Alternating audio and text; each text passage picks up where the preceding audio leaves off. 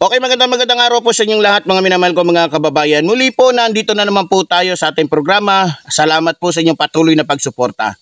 No? At syempre sa lahat po ng ating mga Epifanio supporters, magandang araw po sa inyong lahat. Okay, hindi na po natin patatagalin pa. Ito pong ating pag-uusapan ngayon. Pero bagong lahat, maayong buntag sa mga kababayan natin dyan sa Negros Oriental. So magandang araw po sa inyong lahat. Lalong-lalo na po sa ating minamahal na Representative Janice Digamo. Maging kay Vice Governor Fretz Diaz, maging kay Governor Chico. Okay, mayong buntag kaninyong tanan diha sa Negros Oriental. Alam nyo mga minamahal ko mga kababayan, natatawa po ko mga minamahal ko mga kababayan. Akala siguro ng ating mga kalaban dyan sa Negros Oriental, tayo po ay nananahimik na. Kaya malaya na sila makakagawa ng lahat ng mga gusto nila. Akala nila, tayo po ay wala na. Pero nagkakamali po sila. Kaya gumagawa na naman po sila ng mga kasinungalingan laban po sa ating mga minamahal.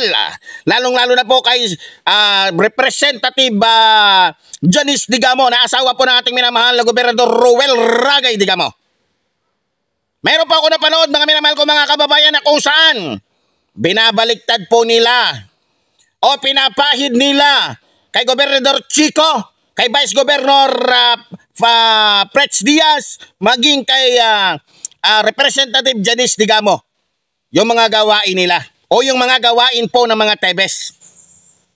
May napanood po ko na kung saan sinisiraan nila ang ating pinalangga na Janice Digamo, na asawa sa minamahal nating Gobernador Ruel Ragay Digamo. Ini-issue nila yung yaman daw di mano, daan-daang milyon. Grabe. Gusto na naman nilang manira dahil akala nila wala nang vlogger o wala nang komentarista na magsasalita laban sa kanila. Diyan kayo nagkamali. Diyan kayo nagkamali. Akala siguro netong mga kalaban natin diyan sa Negros Oriental, hindi natin sila ibubuko o hindi natin sila pakikialaman sa kanilang ginagawang paninira sa ating minamahal na Janice Digamo, maging kay Vice Governor Fretz Diaz, maging kay Governor Chico. Mga kababayan, alam natin, talunan ng mga Tebes. Talunan! Naalala ninyo, sino tumakbo ngayon na Tebes? Yung tsahin ni Tebes. Natalo po. Natalo po. At hindi nanalo. Galit na galit daw. Biro nyo, ginaya pa yung pangalan, Janice din. Janice Digamo, Janice Tebes. Natalo si Janice Tebes. Kaya yun, todo-todo yung kanilang paninira ngayon mga minamahal ko mga kababayan. Gustong-gusto nila sirain ang ating mahal na mayora, Janice Digamo. Dahil di nila matanggap na natalo sila. Ganun din sa mga kalaban ng ating minamahal na Vice Governor Fretz Diaz, maging kay Governor Chico. Dahil hindi nila kaya o hindi nila matanggap na natalo sila, biro mo landslide. Diba? Lahat nanalo.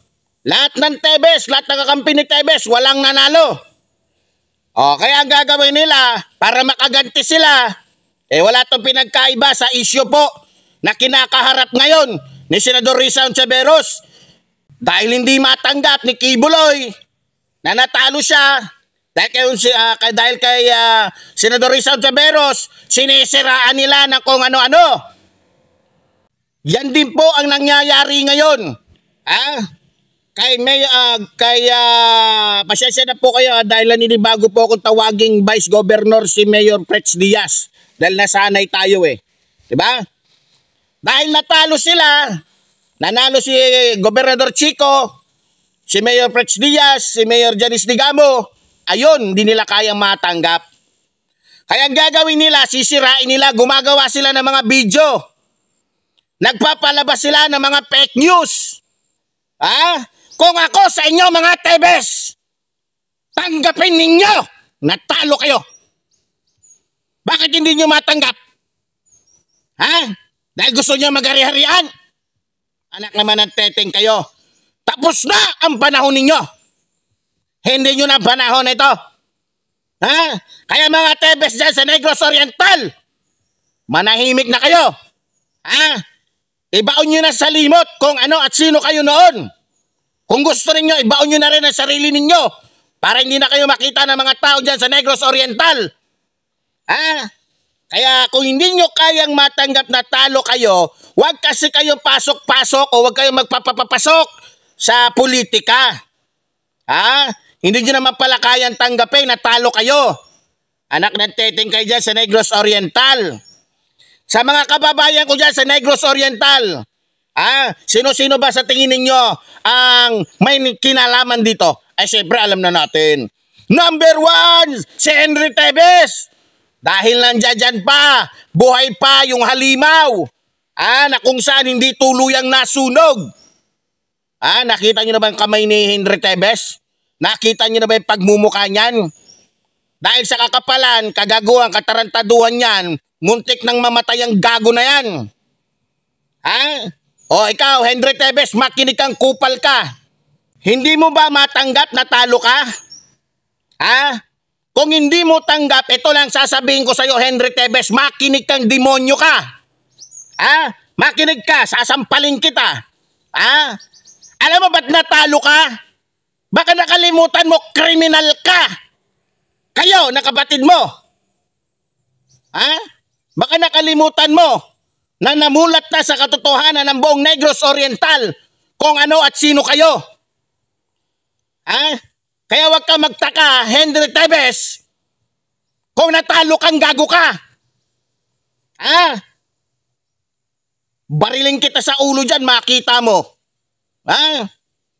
Tataka ka pa, tapos hindi mo matanggap. Tanggapin mo, dahil yan lang ang nararapat sa inyo. Dahil mga siraulo, gago, mga demonyo kayo, mga halimaw kayo. Kung tutusin, kulang pa yung pagkatalo mo para ibayad sa pagpatay ninyo kay Gobernador Ruel Ragay Digamo. Dahil hinahalagan ni Gobernador Ruel Ragay Digamo yung mga illegal ninyong mga trabaho, pinapatay ninyo. Katulad ng smuggling, katulad ng online sabong, katulad ng droga at iba pa. Alam mo, Henry Tebes, tanggapin mo na lang na talo ka na. Na kahit kailan hindi ka na magkakaroon ng kapangyarihan. Tanggapin mo. Walang iya ka. Kung ako sa'yo, magkusa ka. Bumunta ka sa NBI, sabihin mo na may kinalaman ako. Isa ako sa nagplano, talagang ako ay kasabwat ng kuya kong baliw sa pagpapapatay kay Gobernador Ruel Ragay Digamo. Anak ng teteng ka. Dahil wala ka nang magawa, talo na kayo, sisiraan ninyo.